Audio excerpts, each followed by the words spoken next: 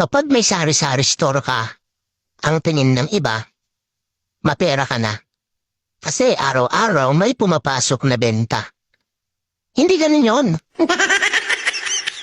Hindi nila alam na yung benta mo kahapon, ipambibili lang din ng paninda ngayon. Yung benta mo ngayon, ipambabayad lang din sa deliveries mo kinabukasan.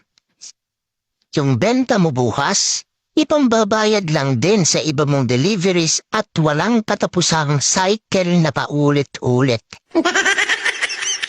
Sa simpleng salita, ikot-ikot lang. Kuulitin ko, ikot-ikot lang. Hindi naman tumatagal yung pera sa palad namin. Sakto lang namin mahaplos at mahawakan yan. Tapos para na yan ibon na fly away.